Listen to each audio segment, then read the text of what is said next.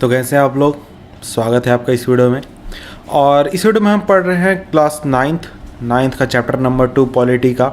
और यह है वीडियो नंबर सेकंड। पहले वीडियो का लिंक मैंने नीचे डिस्क्रिप्शन में दे दिया है, आप चाहें तो वहाँ से देख सकते हैं पहला वीडियो। तो आइए हम आगे बढ़ते हैं इस टॉपिक के ऊपर, यानी कि इस वीडियो में हम पढ़ेंगे क्लास 9 के चैप्टर नंबर 2 का टॉपिक नंबर 2, यानी 2.2 टॉपिक नंबर, जिसका नाम है फीचर्स ऑफ डेमोक्रेसी। यानी कि इस टॉपिक के अंदर हम डेमोक्रेसी के फीचर्स को पढ़ने वाले हैं। तो देखिए, we have started with a simple definition that democracy is a form of government in which the rulers are elected by the people. देखिए, हमने एक डेफिनेशन के साथ शुरुआत की, एक सिंपल डेफिनेशन के साथ, जिसमें हमने देखा कि डेमोक्रेसी एक तरह का गवर्नमेंट का फॉर्म है, जिसमें कि रूलर जो होते हैं वो लोगों द्वारा चुने जाते हैं। तो देखिए, यहाँ से बहुत सारे क्वेश्चंस हमारे सामने आ रहे हैं। तो ये क्वेश्चंस हैं जैसे कि, तो इन क्वेश्चंस को मैं दिखा देता हूँ। Who are the rulers in this definition, यानी इस डेफिनेशन में रूलर्स कौन है। Which officials must be elected for any government to be called democracy. Which decision may be taken by a non-elected officials in the democracy। तो देखिए, अगर हम यहाँ पर बात करें रूलर्स की, तो आखिर यहाँ पर रूलर्स हैं कौन इस डेफिनेशन में, और कौन कौन से ऑफिशियल्स हैं जिन्हें कि इलेक्ट होना चाहिए किसी भी गवर्नमेंट के लिए डेमोक्रेसी कहलाने के लिए। तो और बात यह है कि कौन कौन से ऐसे डिसीजंस हैं जो कि लिए जाएंगे नॉन इलेक्टेड ऑफिशियल्स द्वारा डेमोक्रेसी के अंदर। इसके बाद दूसरा क्वेश्चन उठता है कि what kind of election constitute a democratic election, यानी किस तरह के इलेक्शन को हम डेमोक्रेटिक इलेक्शन कहते हैं, और कौन कौन से कंडीशन को फुलफिल करना चाहिए ताकि इलेक्शन जो है उसे डेमोक्रेटिक कहा जाए। और इसके बाद थर्ड क्वेश्चन है who are the people who can elect the rulers और गेट इलेक्टेड एज रूलर्स। तो आखिर वे कौन लोग हैं जो कि रूलर्स को इलेक्ट करेंगे और रूलर के रूप में इलेक्ट होंगे। Should this include every citizen on an equal basis? Can a democracy deny some citizens this right? तो क्या ये जो क्या कहते हैं डेफिनेशन है, ये जो कंडीशन है, ये सभी सिटीजन्स को इक्वल बेसिस पर, इक्वल वोट के ऊपर या फिर इक्वल बेसिस के अनुसार इंक्लूड करे, और क्या डेमोक्रेसी कुछ सिटीजन्स को वोटिंग देने का अधिकार डिनाई भी कर सकती है। इसके बाद finally what kind of form of government is a democracy. Can elected rulers do what ever they. तो किस तरह की गवर्नमेंट का फॉर्म है वो उसे डेमोक्रेसी कहा जाएगा। और इसके बाद इसी में पूछा गया है what can elected rulers do what ever they want in a democracy. तो क्या डेमोक्रेसी के अंदर जो रूलर्स हैं जो कि चुने गए हैं वो कुछ जो भी करना चाहें वो कर सकते हैं, और must democratic government function with some limits, और या फिर जो डेमोक्रेटिक गवर्नमेंट है उसे कुछ लिमिट के साथ फंक्शन करना चाहिए। Is it necessary for a democracy to respect some rights to the citizen. क्या डेमोक्रेसी के लिए ये ज़रूरी है कि वो सिटीजन्स के कुछ राइट्स को रिस्पेक्ट करे। तो देखिए, यहाँ पर आपको सिंपली कहा जा रहा है कि आप इन सभी क्वेश्चंस के बारे में सोचें, इन क्वेश्चंस को कंसिडर करें और इनको कुछ एग्जाम्पल्स से आप समझें।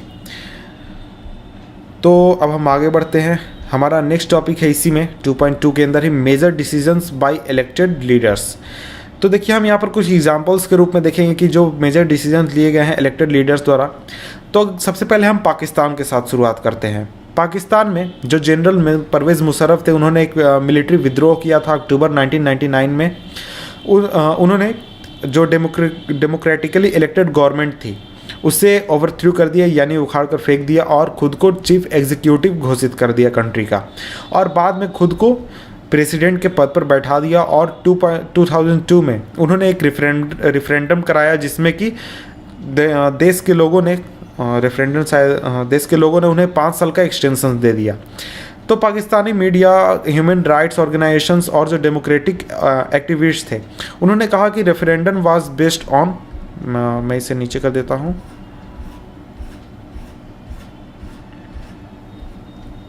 referendum was based on rulers. They cannot take the final decision. The power to take the final decision rests with army officials and with General Musharraf, and none of them are elected by the people. तो देखिए, जो लोग थे, जैसे democratic office क्या कहते हैं activist जो थे, मीडिया थी, उन सभी का कहना था कि जो पावर लेने का अधिकार है वो आर्मी के पास है और जनरल परवेज़ मुशर्रफ के पास है, और इनमें से कोई भी लोग जो है वो जनता द्वारा चुने नहीं गए हैं। तो देखिए बिल्कुल ऐसा ही होता है कि बहुत सारे डिक्टेटरशिप में या फिर मोनार्कीज़ में जहाँ पर जो रूलर्स होते हैं वो इलेक्ट नहीं किए जाते हैं, they formally have an elected parliament and government, but the real power is with those who are not elected. तो देखिए एक तरह की जो सरकार होती है वो चुनी तो जाती है, लेकिन उनके पास रियल में पावर नहीं होता। पावर उन लोगों के पास होता है, कुछ दूसरे लोगों के पास में होता है जो कि रियलिटी में इलेक्ट नहीं हुए होते हैं। तो इसी को मैं आगे बढ़ाता हूँ। तो आपको पिछला चैप्टर अगर याद होगा तो वहाँ पर आपने देखा होगा कि जो यूएसएसआर है और कम्युनिस्ट पोलैंड, तो पोलैंड में तो सरकार थी, लेकिन जो यूएसएसआर की सरकार थी उसके पावर चलता था पोलैंड में, और जिस तरह की यूएसएसआर चाहती थी उसी तरीके का काम होते थे पोलैंड में। अगर हम यूएस की बात करें और इराक की बात करें तो इराक में यूएस ने इलेक्शंस कराए थे और वहाँ पर यूएस के मिलिट्री का प्रेजेंस भी था। तो वहाँ पर सरकार तो बनी, लेकिन उसके हाथ में पूरी ताकत नहीं थी, उसके हाथ में पूरी सत्ता नहीं थी, क्योंकि यूएस गवर्नमेंट का ऊपर से दबाव भी था और वो जिस तरह से चाहती थी उस तरह से इराक गवर्नमेंट काम भी करती थी। तो देखिए यहाँ पर जो रियल पावर है वो किसी एक्सटर्नल पावर के हाथ में है, और लॉजिकली जो इलेक्टेड रिप्रेजेंटेटिव है वहाँ पर उन लोगों के हाथ में पावर नहीं है। तो इसको हम रियलिटी में पीपुल्स रूल्स तो नहीं कह सकते, क्योंकि सरकार तो है लेकिन सरकार के पास जब पावर ही नहीं है तो वो किस तरह से पीपुल्स रूल हो गए। तो यहाँ पर एक हमें डेमोक्रेसी का एक फर्स्ट पिक्चर देखने को मिलता है। In a democracy the final decision making power must rest with people those elected by the people. तो देखिए इसमें एक डेफिनेशन इस पूरे बातचीत से निकलता है कि देखिए डेमोक्रेसी में जो फाइनल डिसीजन मेकिंग पावर है वो उन लोगों के हाथ में होना चाहिए जो कि जनता द्वारा चुने गए हैं। जैसे कि अगर इंडिया में अगर हम बात करते हैं तो इंडिया में जो सरकार है उसके हाथ में पावर है कि वो क्या करना चाहती है, किस तरह के पॉलिसी को अपनाना चाहती है। लेकिन वहीं अगर मान लीजिए यूएसए का यहाँ पर दबाव होता, यूएसए का कंट्रोल होता, तो इस तरह के गवर्नमेंट को हम डेमोक्रेटिक गवर्नमेंट नहीं कह सकते थे। और इसके बाद दूसरा टॉपिक हम देखते हैं, दूसरा टॉपिक है इसी में free and fair electoral competition. तो ये एक तरह का दूसरा फीचर हम यहाँ पर देखेंगे डेमोक्रेसी का। तो अगर हम चाइना की बात करें, in China elections are regularly held after every 5 years for electing the country's parliament. तो देखिए चाइना में हर एक 5 साल पर एक इलेक्शन होता है कंट्री के पार्लियामेंट को चुनने के लिए, जिसे कि कहा जाता है, ये चाइनीज़ है क्वांगो रेमिन द्वाब्लो दुहाई, सीधा मतलब है National People's Congress. The National People's Congress has the power to appoint the president of country. तो देखिए जो नेशनल पीपल कांग्रेस है वो उसको चुनने के लिए हर 5 साल में इलेक्शन होता है, और इसके पास अधिकार होता है कि वो प्रेसिडेंट देश के प्रेसिडेंट को चुन सकती है, यानी कि चाइना के प्रेसिडेंट को। और इसके करीब 3000 मेंबर्स हैं जो कि इलेक्ट होते हैं चाइना के डिफरेंट इलाकों से, और कुछ मेंबर्स हैं जो कि इलेक्ट होते हैं आर्मी द्वारा, यानी आर्मी द्वारा भेजे जाते हैं पार्लियामेंट में। इलेक्शंस को कंटेस्ट करने से पहले, यानी कि इलेक्शन में चुनाव लड़ने से पहले जो भी कैंडिडेट चुनाव लड़ना चाहता है उसे चाइनीज़ कम्युनिस्ट पार्टी का अप्रूवल चाहिए होता है कि वो अप्रूव करेगी, तभी वो चुनाव लड़ सकता है। वही लोग जो कि पार्टी के मेंबर हैं चाइनीज़ कम्युनिस्ट पार्टी के, और या फिर दूसरे स्मॉलर पार्टीज़ के जो कि उससे जुड़े हुए हैं, उन्हीं के मेंबर्स को ये अलाउड था कि वो इलेक्शन में कंटेस्ट कर सकें या फिर चुनाव लड़ सकें, जो कि हुए थे 2002 और 3 में। The government is always formed by the communist party. और अगर हम वहाँ गवर्नमेंट की बात करें तो चाइना में गवर्नमेंट हमेशा कम्युनिस्ट पार्टी ही बनाती है, कोई दूसरी पार्टी क्या कहते हैं गवर्नमेंट बनाती ही नहीं है। तो इस तरह से आप क्या इस तरह के गवर्नमेंट को कह सकते हैं कि वो डेमोक्रेटिक गवर्नमेंट है? नहीं। तो सिर्फ चुनाव करा देने से वहाँ पर डेमोक्रेटिक गवर्नमेंट नहीं हो जाती है। तो अब हम दूसरा एग्जाम्पल देखते हैं हमारा। मेक्सिको जो है वो 1930 में आज़ाद हो गया था, इंडिपेंडेंस उसे प्राप्त हो गई थी, और वहाँ पर हर एक 6 साल पर इलेक्शन होता है ताकि प्रेसिडेंट को चुना जा सके। और वहाँ पर जो मेक्सिको है वो कभी भी मिलिट्री या फिर डिक्टेटर रूल के अंदर में नहीं गई है। लेकिन अगर हम 2000 ईस्वी तक बात करें, यानी साल 2000 तक, तो वहाँ पर जो भी इलेक्शंस हुए थे वो सभी इलेक्शंस को जीता था सिर्फ एक पार्टी ने, जिसका नाम था PRI, यानी इंस्टीट्यूशनल रिवॉल्यूशनरी पार्टी। अब पी से इसका नाम क्यों है पता नहीं, इसका नाम उल्टा है, इंस्टीट्यूशनल रिवॉल्यूशनरी पार्टी। तो देखिए यहाँ पर जो अपोजिशन पार्टीज़ थे उन्हें चुनाव लड़ने का अधिकार तो था और वो चुनाव लड़ते भी थे, लेकिन वो आज तक चुनाव जीते ही नहीं थे मेक्सिको में। तो पीआरआई जो थी वो काफ़ी ज़्यादा बदनाम थी, क्योंकि वो बहुत तरह के डर्टी ट्रिक्स को यूज़ करती थी इलेक्शंस को जीतने के लिए।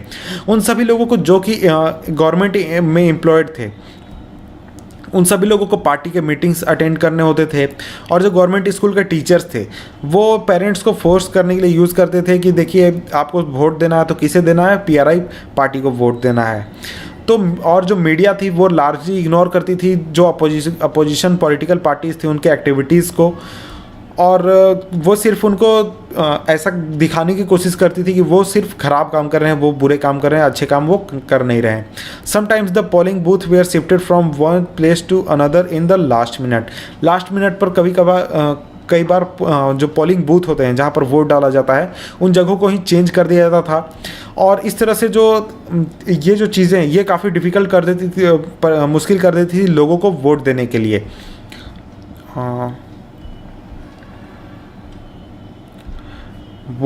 लिए। और जो पीआरआई पार्टी थी वो बहुत ही ज़्यादा पैसा खर्च करती थी कैंपेन में अपने कैंडिडेट्स के कैंपेन के लिए। तो क्या इस तरह के इलेक्शंस को हम क्या कहते हैं, कह सकते हैं कि यहाँ पर लोग जो है वो सरकार को बना रहे हैं या फिर सरकार को चुन रहे हैं?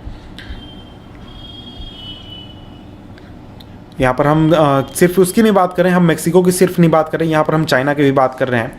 Reading this example we get a sense that we can not.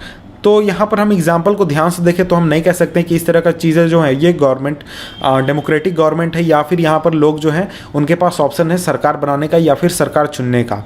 There are many problems here. तो यहाँ पर बहुत सारे प्रॉब्लम्स है। चाइना में elections do not offer people any serious choice. तो चाइना में जो ये ऑफ़र मिलता है यहाँ पर लोगों के पास बहुत ही ज़्यादा सीरियस चॉइसेस अवेलेबल नहीं है कि वो सरकार बना सके। They have to choose the ruling party and the candidate approved by it. तो यहाँ पर जो चाइना में लोग हैं उन्हें हमेशा एक ही पार्टी को वोट देना होता है, रूलिंग पार्टी को यानी कि कम्युनिस्ट पार्टी को, और वो उन्हीं कैंडिडेट्स में से चुन सकते हैं जो कि कम्युनिस्ट पार्टी द्वारा अप्रूव किए गए हैं। तो क्या हम इसे चॉइस कह सकते हैं कि लोगों के पास अधिकार है चुनने का? नहीं। अगर हम मेक्सिकल एग्जाम्पल की बात करें तो वहाँ पर लोगों को दिखता तो है, दिखने में तो लगता है कि वहाँ पर लोगों के पास अधिकार है, लोगों के पास चॉइस है, लेकिन अगर हम रियलिटी में बात करें तो वहाँ पर प्रैक्टिकली वहाँ पर लोगों के पास चॉइस नहीं है। तो मेक्सिको की अगर हम बात करें तो वहाँ पर ऐसा कोई तरीका ही नहीं था जहाँ पर रूलिंग पार्टी जो है वो हार सकती थी या फिर उसे हराया जा सकता था। अगर लोग जो हैं वो रूलिंग पार्टी के खिलाफ भी हो जाएं तो ये एक तरह का फेयर इलेक्शन था ही नहीं जहाँ पर जो रूलिंग पार्टी है वो हार जाए। We can thus add a second feature to our understanding of democracy. तो इस तरीके से हम डेमोक्रेसी के डेफिनेशन में एक अपना सेकेंड फीचर जोड़ सकते हैं जिसमें कि holding election of any kind is not sufficient. तो किसी भी तरह का इलेक्शन कराना सफिशिएंट नहीं है। The elections must offer a real choice between political alternatives. तो इलेक्शन जो हैं उनमें लोगों के पास रियलिटी में अधिकार होना चाहिए कि वो अपने पॉलिटिकल अल्टरनेटिव्स को चुन सकें, उनके पास ऑप्शंस खुले होने चाहिए। And it should be possible for people to use this choice to remove the existing ruler if they wish so. और ये एक तरह का उनके पास अधिकार होना चाहिए कि वो अपने चुने हुए जो लीडर्स हैं उनको अगले चुनाव में वो रिमूव भी कर सकें और दूसरे को सत्ता पर बैठा सकें। अगर इस तरह का ऑप्शन हो तभी हम रियलिटी में कह सकते हैं कि वो एक तरह का डेमोक्रेटिक गवर्नमेंट है। तो यहाँ पर हम डेमोक्रेसी का दूसरा फीचर, तीसरा फीचर देखते हैं। A democracy must be based on a free and fair election where those currently in power have a fair chance of losing. यानी डेमोक्रेसी एक तरह का डेमोक्रेसी में फ्री और फेयर इलेक्शन होना चाहिए जहाँ पर जो अभी सरकार में बैठे हुए लोग हैं उनका हारने का चांस काफ़ी ज़्यादा हो, यानी कि वो आसानी से जितना चांस एक अपोजिशन पार्टी के हारने का है उतना ही चांस एक रूलिंग पार्टी का भी होना चाहिए, तभी हम उसे एक डेमोक्रेटिक गवर्नमेंट कह सकते हैं। We shall find out more about democratic elections in chapter 4। Democratic elections के बारे में हम चैप्टर 4 में विस्तार से पढ़ेंगे। अभी हम आगे बढ़ते हैं। तो यहाँ पर ये इमेज है, इस इमेज को चाहे तो आप देख सकते हैं, और इससे कुछ बातें यहाँ जोड़ कर लिखी गई हैं, उसके आप देख लें तो आपके लिए अच्छा होगा। तो इसके बाद अब हम नेक्स्ट फीचर देखते हैं, डेमोक्रेसी के नेक्स्ट फीचर को, 1 person 1 vote 1 value.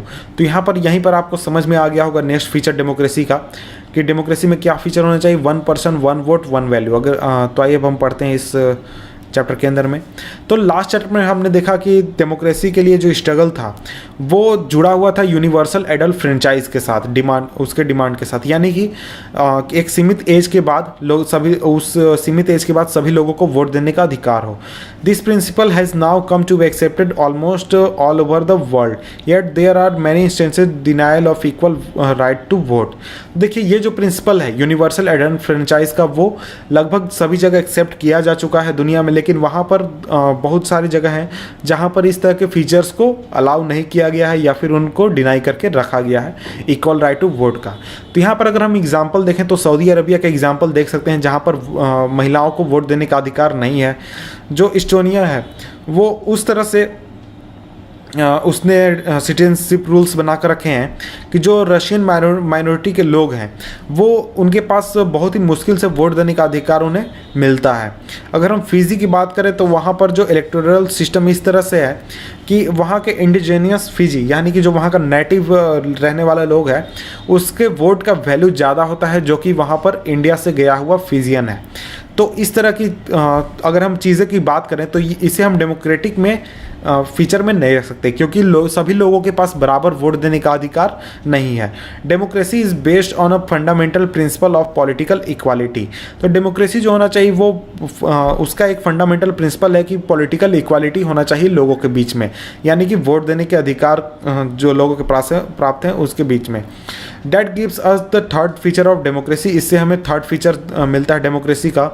In a democracy each adult citizen must have 1 vote, each vote must have 1 value.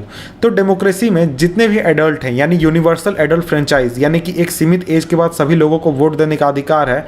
सभी लोगों के पास एक वोट होना चाहिए, और सभी का जो वोट है उसका एक बराबर ही वैल्यू होना चाहिए। ऐसा नहीं कि जैसा फिजी में होता है कि वहाँ पर अगर आप फिजियन है तो वहाँ पर आपके वोट का वैल्यू 1 है, लेकिन अगर आप इंडियन है तो और वहाँ पर जाकर रह रहे हैं तो आपके वोट का 1 0.5 है। इस तरह का होगा तो उसे हम डेमोक्रेटिक प्रैक्टिस तो नहीं कह सकते हैं। तो इन चीज़ों के बारे में हम चैप्टर 4 में विस्तार से पढ़ेंगे। अब हम आगे बढ़ते हैं। कार्टून आप यहाँ देख लें, कार्टून का बारे में कुछ लिखा गया है, उसको भी आप देख लें, ये काफ़ी अच्छा होगा। इसके बाद अब हम आगे बढ़ते हैं। Rule of law and respect for rights. तो इसको हम नेक्स्ट वीडियो में पढ़ेंगे, क्योंकि ये जो वीडियो है ये काफ़ी लंबा हो चुका है, करीब 18 मिनट का हो चुका है ये वीडियो, और नेक्स्ट वीडियो हम यहाँ से पढ़ेंगे। तो मिलते हैं आपसे हम नेक्स्ट वीडियो का लिंक मैं नीचे डिस्क्रिप्शन में दे दूँगा, वहाँ से आप देख सकते हैं। तो मिलते हैं आपसे हम नेक्स्ट वीडियो में, तब तक के लिए गुड बाय।